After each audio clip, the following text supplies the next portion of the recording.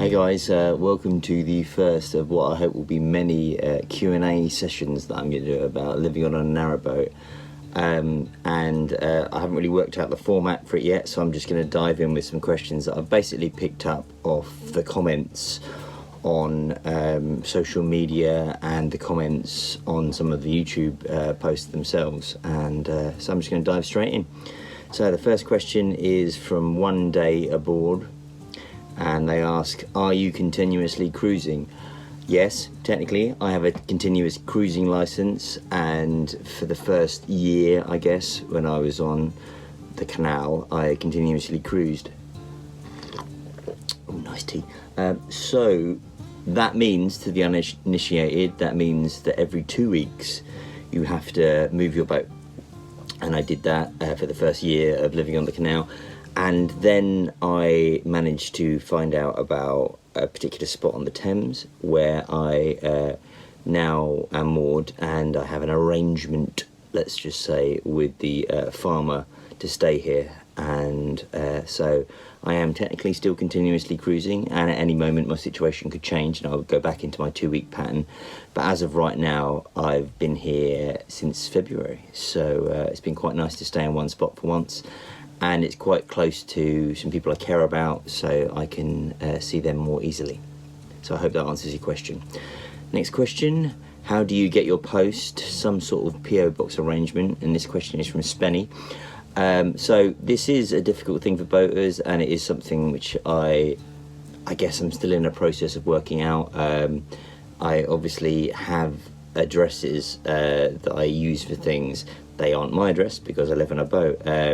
I have some family members who have been kind enough to allow me to put my address on some of my more important documents, like my driving license and things like that, and my passport. And I have some other friends who basically let me get post delivered to their house. I have looked into getting a PO box. At the moment it hasn't really seemed worth it, because I don't buy a huge amount of stuff online, don't get a huge amount of letters, mostly emails and stuff like that. So it is very few and far between, my post. So at the moment I haven't really felt the justification for getting a separate post office box or something like that. I know a lot of other boaters have arrangements with places nearby and things like that, people that will pick up their post.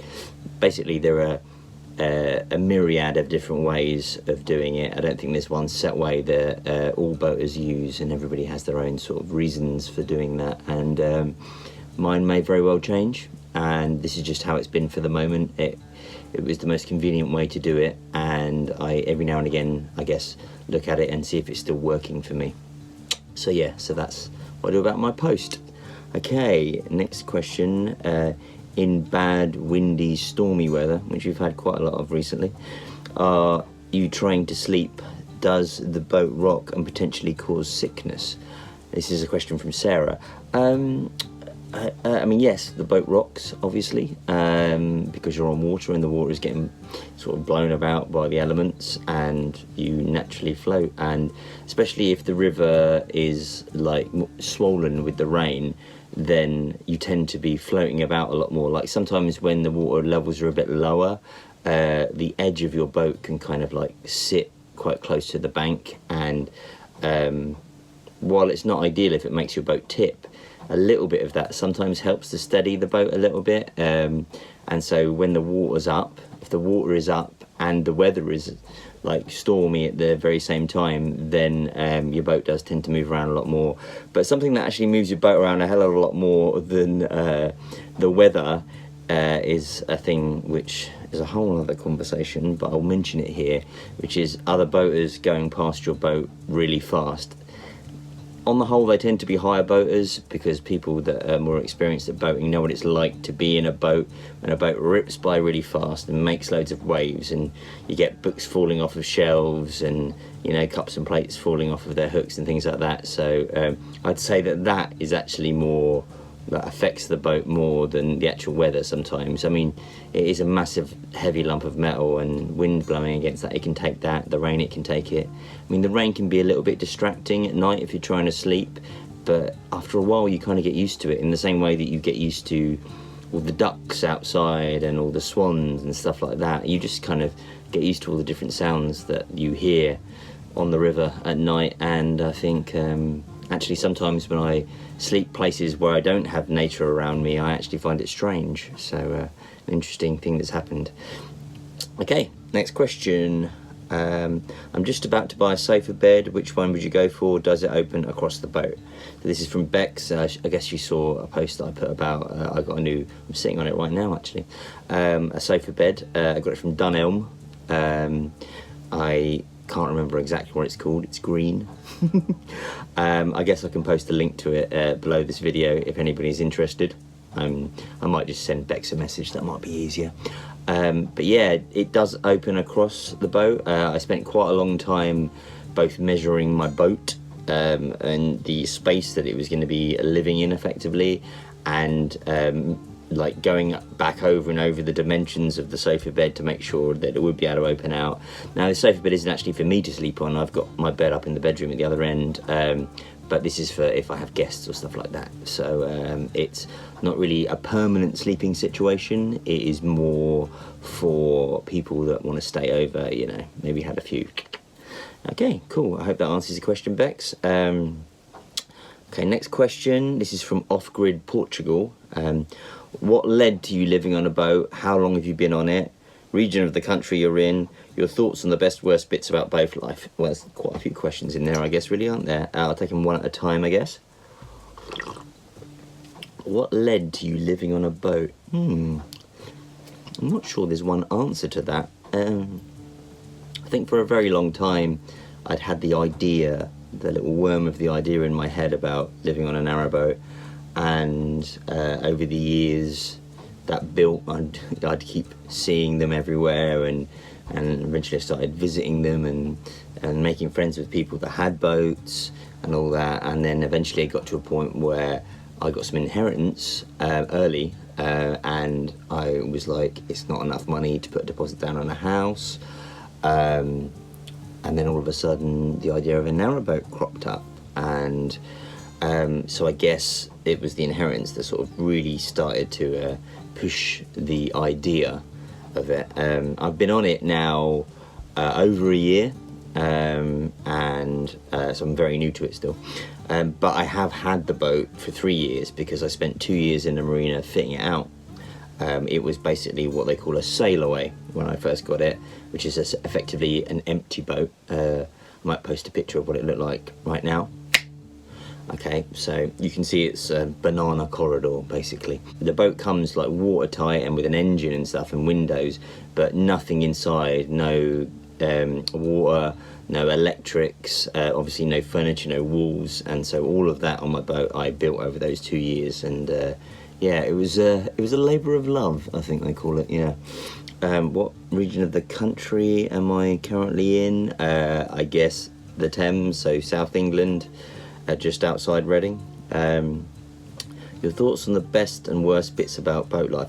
I mean, kind of my entire channel is about that question, so I'm not sure I can sum it up that quick, because I mean, literally every day you're discovering new good things and maybe discovering bad things, so it's like it's a constant thing. Maybe the big things, the best things are being really close to nature, for me feeling a little bit more in control of my environment than I had because I'd rented before. Nothing wrong with renting, just like kind of now this is the first home I've owned, so this is quite nice from that point of view. The worst things, I guess, the worst things are the things you get used to, but they are still not great. I mean, when you live on a boat, you have to be confronted by a lot of the things that you need that maybe you didn't think about, and that you use and produce that maybe you didn't think about.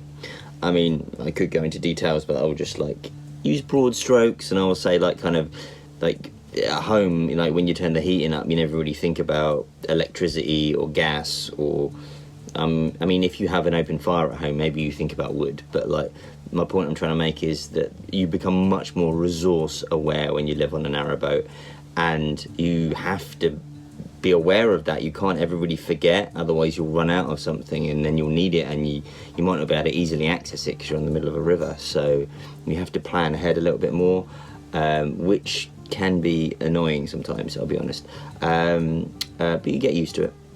And in terms of the other thing which I mentioned, which is kind of like the toilet situation, I mean, there are lots of different ways, and I'll probably end up making a separate video all about toilets, because people and narrowboaters are kind of obsessed with toilets. The great toilet debate rages on, and I personally have what is colloquially referred to as a composting toilet, and I'll explain that at some point if anybody's interested. It is just a toilet though, and things like if having showers and things like that, because you're using your water off a water tank rather than the mains water, you have to be much more aware, have shorter showers and stuff like that. Some people have baths, which is, to me, seems crazy, but yeah, so there's a lot of things you have to compromise about your life, I think, and I think it's worth acknowledging that people have a quite romanticised idea about narrowboating, and sometimes when they're confronted with the reality of narrowboating, it can be a bit of a shock, really. Okay, cool. Hopefully I answered your question. Where are you currently moored, Tony? I think I kind of mentioned that. It's like I'm on the Thames, just outside Reading. What's the next question? From Lee, can we get a tour? Always another question after it as well. Would you do a tour of the boat sometime? Yeah, I mean, I guess I haven't done a full tour of my boat, and it would be good to do that. I'll wait for the next kind of sunny day, because it's easier to sort of film on a sunny day, and I guess I'll just walk through my boat and kind of talk about stuff. And then I guess hopefully that will encourage a lot of questions, because there's lots of unique things that I made about my boat that are kind of different from other boaters sometimes, because I'm unique. Okay, so last couple of questions. Do you use any lighting for the night paddle back? I guess this is in reference to a video, or in a part of a vlog, when I was going to collect water and I ended up canoeing back at night, which actually happens quite often now. I remember the first time I canoed at night, I was a little bit like, what the hell? And you kind of get used to it, and I've got one of those little head torch things, if I remember to charge it, and that's good. But actually, the only time I find I really need the head torch is maybe when I'm coming up to moor alongside a boat or alongside my boat.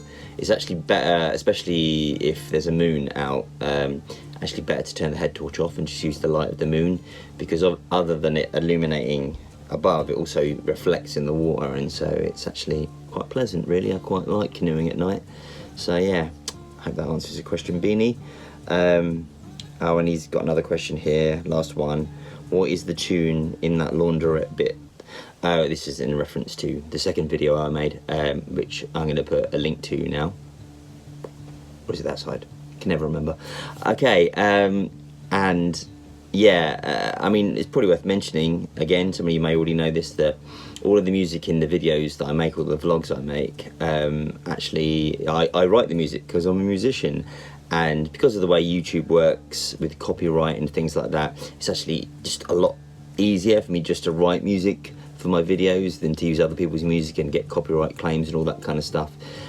So quite often I'll like have a bit of video, I'll be editing it, and I'll think, oh, I need this type of music, and I'll open up GarageBand, which is just like a audio recording program, and literally write a 30-second song maybe, like for that bit, or use a bit of acoustic guitar that I'd recorded when I had an idea or something like that. So like all of the music you're going to hear on my videos is music that I've written, or I've written with somebody else, and that's because it makes it easier for copyright reasons, and also it's nice to share my music with everybody.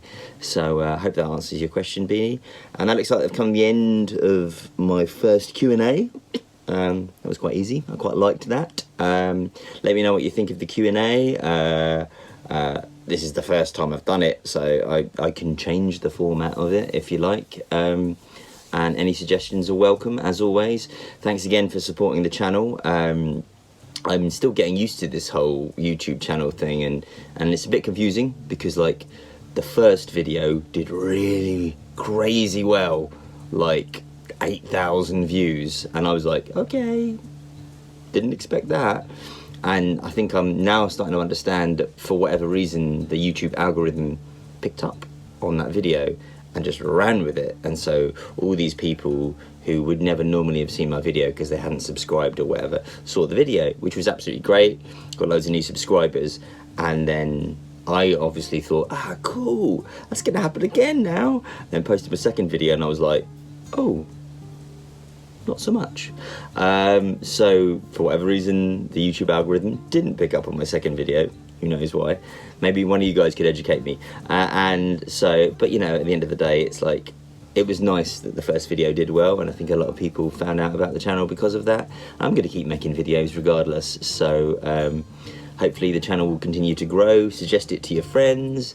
If you haven't already, as they say, like and subscribe and hit the bell notification thing so you know when I'm posting a video. And I'm going to try and like basically post a vlog one week and then maybe a Q&A or a different type of video the second week, and then so it should get a video every week. And I'm always posting these little short videos of like music and stuff like that, so hopefully I'll be putting plenty of content your way, as they say. Okay, thanks very much guys, and I'll see you guys soon. Bye bye.